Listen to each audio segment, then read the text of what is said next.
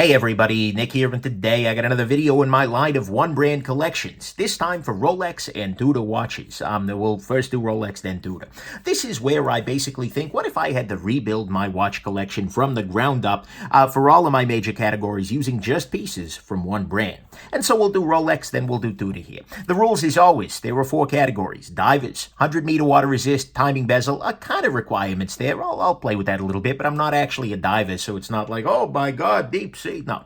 A travel watch, multiple time zones, and reliable. A dress watch should be fancy, and a daily driver is going to be a good, durable choice for every day. And of course, I said the R word, so money is just not a factor here being considered. And of course, you can disagree with my choices and state your own in the comments, but mine are preferences. They cannot be wrong. Do remember that, commenters. One other thing I'll note is that right now, you probably cannot purchase any of these Rolexes, because right now there are weird games played with supply and demand and whatnot, but we're just going to go ahead and pretend that, as in the universe that should be happening, you could walk into a Rolex store and purchase a steel Rolex at retail price. Do not pay above retail price, people. Don't encourage them. So anyways, there you go. Let's start off here with the choice for both diver and traveler, and potentially for everyday wearer, but that would be the Rolex GMT Master II. This is a really nice piece. It has a great GMT hand with an independent hour hand, or an independent hour hand separate from the GMT function, which is exactly how these systems should work. I love this Batman version, the BLNR, which has the black and the blue down here.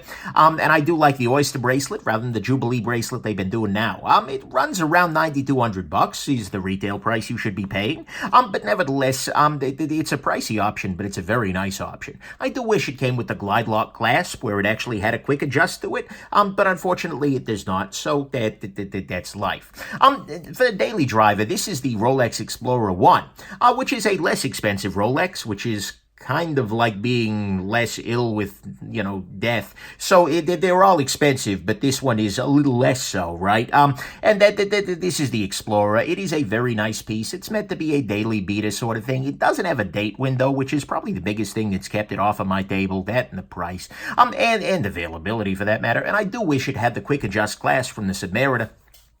But it is a beautiful piece, and a very durable piece, and a pretty good choice as a daily driver. Next up, we have a dress watch.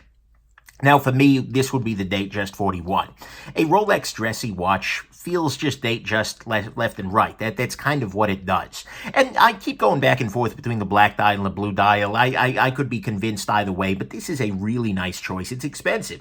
$94.50. Oh, boy, is that a high price. However, at the same time, it is an icon. This is in many ways an iconic dress watch, and so it's really hard not to go this route. Beautiful, beautiful, beautiful freaking watch with a whole lot going for it there. Again, I do wish it had the quick adjust and things like that, but they hopefully in a few years they'll be up to feature parity, and you'll be able to freaking buy one at the same time. Then finally is a bonus piece that I'm throwing in at the end there. This is the Cellini Moonphase.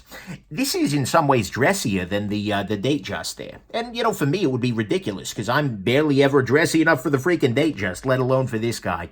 But it is a gorgeous piece. I've seen one in person, and it is absolutely beautiful. It gives you the phase of the moon, which is nice. It gives you a date. It's just absolutely gorgeous. I like this watch a lot, and I don't know why people don't talk about the Cellinis more often.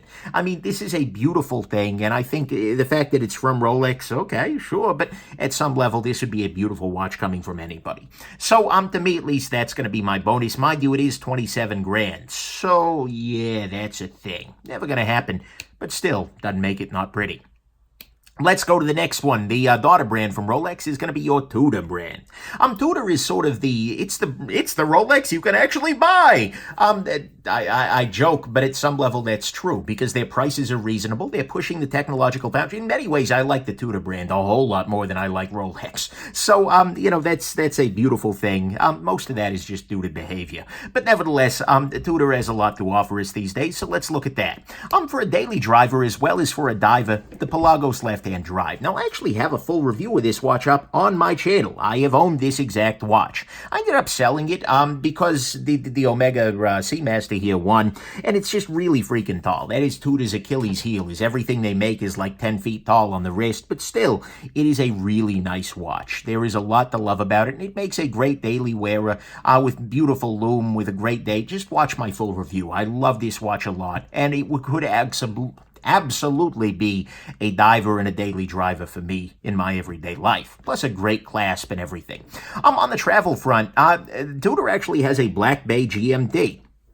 It is predictably quite tall. And, but the thing is, look, and by the way, hold on. Back at the ranch, the price on the Pelagos is $4,500, but that's way more reasonable than anything we were looking at from the Big R over there. This guy is only $39.50, which, by the way, considering that the movement is functionally doing a lot of similar things to the GMT Master II, this is a major difference here. It's not got the ceramic bezel or anything, but in some ways, it's a very attractive piece. I love the snowflake hands. It has a date, which is really important. Tudor, for some reason, is non-committal about dates. You can't get them on a lot of their nicer there are other models, so this and the Pelagos having dates are a big factor for me. But still, it has a full-on GMT hand with independent hour hand. It is a really nice choice for a travel piece if that's something you're interested in, and that would be the choice for me.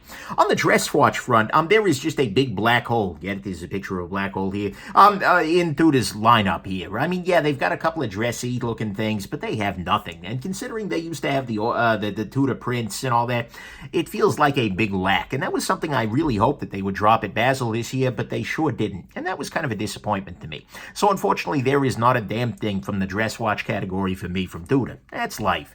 But on the bonus front, actually is this little guy. This is the Tudor North Flag. Would I ever buy this watch? No, probably not. It's $3,750. That's a lot of money for something that is very weird. It's very experimental. It's got great lume. It's got great hands. It's got a power reserve here. It's got this weird ceramic collar on it, and it's got this integral bracelet. It's a cool watch. Like, I like this watch a lot. If somebody handed this to me, it'd be like, cool, thank you, that's awesome. But I don't know that I would ever go the extra mile. But if I get a bonus watch out of it, this is probably the one I would go for. The other option would be the Black Bay 58, which is the Black Bay, but actually reasonably sized for reasonable humans. Unfortunately, it is dateless, and that for me is kind of a problem. So, that's why this guy won out. This is a very weird watch, but a very cool one, and definitely one worth considering.